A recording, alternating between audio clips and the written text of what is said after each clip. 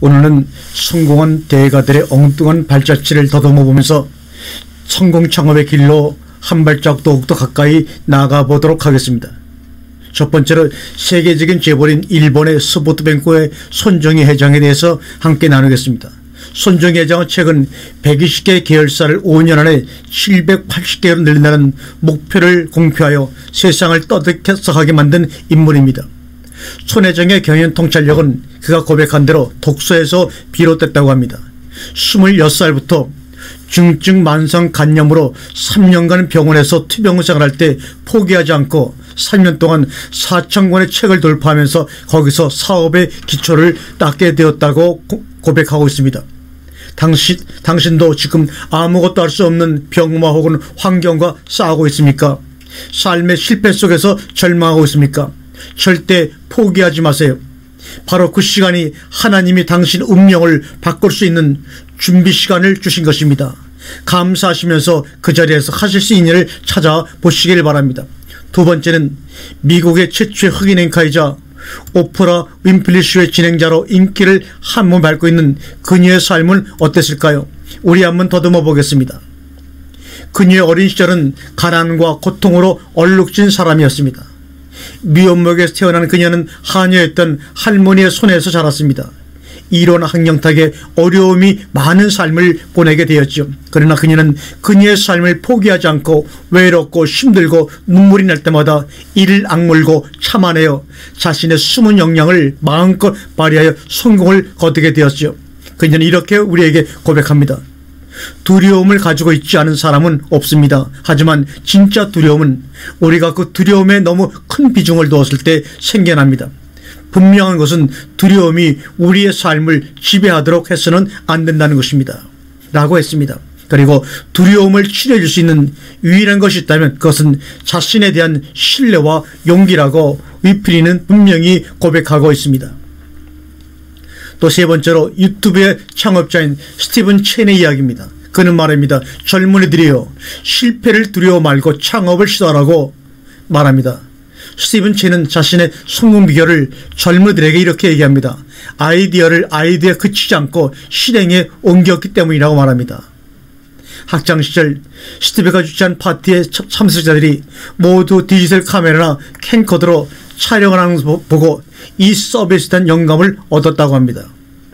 오늘 여러분과 제가 이렇게 창업에 대해 얘기를 나누는 것도 바로 스티븐 첸이 창업한 유튜브가 있기 때문에 가능한 것이 아닙니까? 정말로 그 스티븐 첸에게 다시 한번 고마움을 느낍니다. 인터넷이 발달하면서 자신이 찍은 동영상을 보여주고 동영상을 보고 싶어하는 사람들이 많아졌지만 당시 동영상은 개인 홈페이지나 블로그에 있어 찾아보기도 불편하고 알리기도 어려웠습니다. 이런 동영상을 한 군데 모아 사람들이 편하게 볼 수 있는 홈페이지를 만들면 어떨까 하는 생각으로 만들어진 것이 바로 오늘 우리가 보고 있는 유튜브입니다. 그런데 불과 개설한 지 1년 만에 1억 회를 넘는 동영상 조회수를 기록하였고 후에는 구글에서 우리 돈으로 1조 6천억 원이라는 어마어마한 액수의 돈으로 그 유튜브를 사고 말았습니다. 누구나 할 수 있는 생각을 남보다 한 발 앞서서 실행에 옮긴 것이 사업의 기회가 된 것이며 엄청난 부를 청년에게 안겨주었습니다. 스티븐 첸은 성경 비결을 스스로 이렇게 얘기합니다. 스스로 기술을 개발하거나 창조한 것이 아니고 그 당시 누구나 흔히 사용할 수 있는 일반적인 기술을 자신의 아이디어에 남보다 먼저 실행에 옮긴 것밖에는 없다는 사실을 우리 젊은이들이 도전으로 받아들여야 할 것입니다. 지금 이 시간 여러분의 아이디어에 옷을 입히시기 바랍니다. 이런 옷도 입혀보고 저런 옷도 입혀보고 다양한 옷을 한번 입혀보시기 바랍니다. 어떤 옷이 그 아이디어에 맞는지 궁극적으로 발견할 것입니다. 생각 속의 아이디어와 몸이 만나서 하나가 되었을 때 기적의 날개는 날개짓을 하며 당신을 천공으로 날아오르게 할 것입니다. 또한 창업은 상상력입니다. 세상을 살다 많은 문제가 생기는 것 같습니다. 그러나 진정 우리를 무너뜨릴 수 있는 문제는 없습니다. 진정 문제는 문제를 보는 우리의 방식이 곧 문제이기 때문에 어려움에 종착하고 맙니다. 창업을 할 때는 꼭 경험자의 눈으로 보지 마시고 새로운 시각으로 바라보는 습관을 들이시기 바랍니다. 왜냐하면 경험의 지식도 필요하지만 거기에 치중하면 고정관념이 생겨 자기도 모르게 거기에서 벗어나지 못하므로 창조적인 발상을 할 수 없게 되기 때문입니다. 내 인생의 설계를 바꾸는 것이 바로 창업입니다. 우리가 교회에 가서 은혜 받았다고 하는 말들을 하는데 그것은 바로 내 인생의 설계도가 바뀌었다고 고백하는 것과 같은 말 아닙니까? 그리고 우리는 바뀌어진 설교대의 도면을 따라 새 인생을 지어나가면 됩니다. 다시 말하면 집을 지어나가는 겁니다. 그것을 성경에서는 자기의 덕을 쌓는다고도 얘기합니다.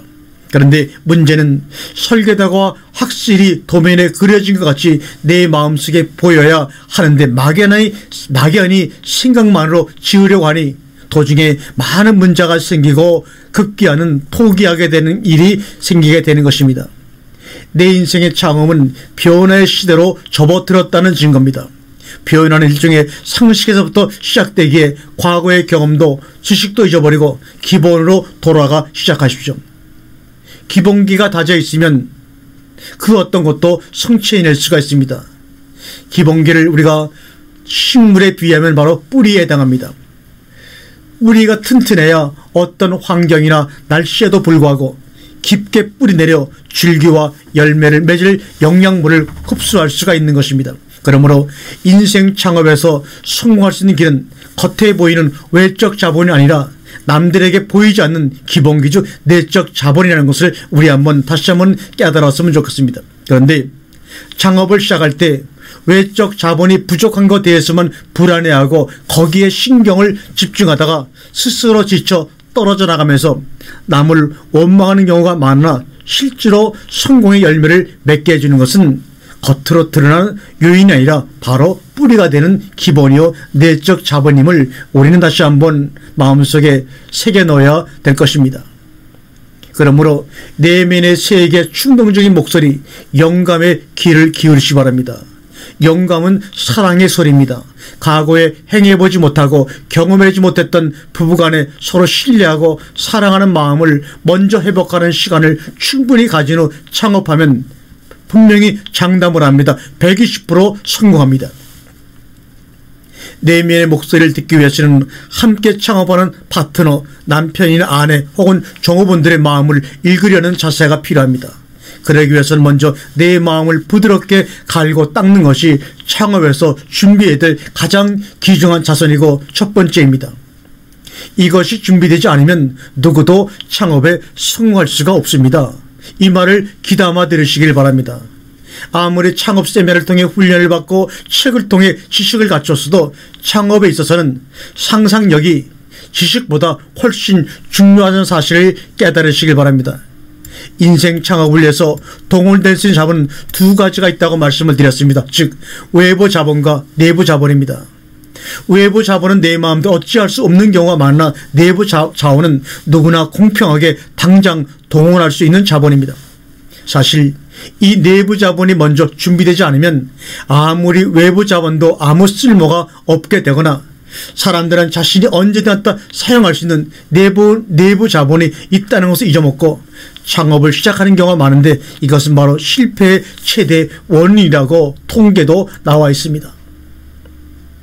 또한 창업은 여러분의 삶을 자유롭게 해주는 자유의 길입니다. 우리는 왜 행복해지고 싶고 평안한 삶을 추구하려는 것일까? 그것은 바로 자유로워지기 위해서가 아닐까요? 이 세기에는 21세기는 창업의 시대라고 하고 창조경제라고 얘기하는데 그토록 창업을 하려는 이유가 무엇인가? 물론 다양한 이유가 있습니다. 취직이 안 되기 때문에 나이가 먹어서 할 일이 특별히 할 게 없기 때문에 이렇게 여러 가지 얘기하지만 실제로 그 마음속에는 어디에도 얽매이지 않고 자유롭게 나의 삶을 이끌어가고 싶기 때문이 아닌지요. 그런데 모든 소원은 단 한 가지 자유로움인데 왜 그렇게 살지를 못할까요? 그 이유는 고정관념에 사로잡혀 있기 때문입니다. 어느 정도 고정관념에 잡혀 있는가 하면 몸속의 세포 하나하나가 다 기억하고 있을 정도로 그 기억과 경험의 노예가 되어 있다는 것입니다. 그것을 우리는 생리적인 스트레스라고 부릅니다. 그 스트레스가 자율신경의 균형을 깨뜨려서 만병의 근원이 되고 실패의 원인으로 내 의지와 상관없이 나를 이끌어가기 때문입니다. 그것이 바로 알 수 없는 병이요 실패라고 부르는 것입니다. 믿음의 핵심, 성공의 핵심은 무엇인가? 지식, 경험 다 맞는 말입니다. 그것도 필요합니다. 그러나 최종 목적지는 자유입니다. 진리가 너희를 자유케 하리니. 우리가 창업을 해서 자유를 갖는 것과 진리를 깨달아 자유를 갖는 것은 같은 것입니다. 그러므로 창업을 하기 전에 내 삶의 진실과 진리가 무엇인지 먼저 깨달음이 필요한 자세가 있어야 합니다. 여러분이 창업하려고 하는 그 창업 속의 진리가 무엇인가? 진리가 없는, 진리가 망가진 창업은 있을 수가 없는 것입니다. 우리가 신앙생활을 왜 해야 하나요? 왜 성공하려고 그렇게들 야단인가요? 자유하려고 하는 것 아닙니까? 우리가 나이가 먹고 60이 넘어서 사랑하는 아내의 손을 잡고 저 터키에도 가보고 아프리카의 멋진 광활한 대지도 보고 싶고 알래스카에 가서 정말 얼려있는 그 대지도 보고 싶고, 그럴 때 가장 필요한 겁니까? 두 사람의 마음도 필요하지만 거기까지 우리를 날아줄 수 있는 비행기 티켓을 구매할 수 있는 여유가 있다면 우리는 자유로울 것입니다. 바로 그러한 인생의 기본적인 자유를 누리려고 우리가 창업을 해서 눈에 보이는 어떤 물질과 부를 쌓으려고 하는 것이 아닌지요. 그런데 정녕 현실은 그럽니까? 오히려 신앙이, 지식이, 경험이 우리를 자유케 하는 것이 아니고 붙들어 매고 있는 실정이 아닌가 솔직히 얘기해 보시기 바랍니다. 왜 그럴까요? 질서는 습관과 고정관념을 만들어내지만 혼돈은 새로운 생명을 만들고 자유를 줍니다. 그러므로 여러분의 삶이 지금 매우 혼란스럽고 혼돈스럽다면 눈을 들어 하나님을 향하시기 바랍니다. 그리고 귀를 기울여 보세요. 그분이 무엇이라고 말씀하시는지요. 우리의 삶의 혼돈은 우리 입장에서 매우 고통스러운 것이 사실이지만 우리를 지으신 하나님의 입장에서는 하나님의 영의 운행의 근거가 되시기 때문에 오히려 복된 것입니다. 창세기 1장 2절에 보니까 땅이 혼돈하고 공허하며 흑암 깊은 가운데 있는데 그 가운데 하나님의 신이 수면에 운행하시는 겁니다. 왜 운행하셨을까요? 땅이 혼돈하고 공허하기 때문입니다.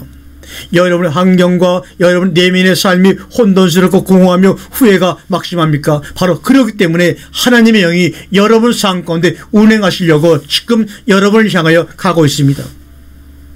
여러분 속에 다가오는 문제는 변장을 하고 나타나는 하나님의 축복이요 응답입니다. 그러므로 모든 문제의 핵심은 의사소통 능력입니다.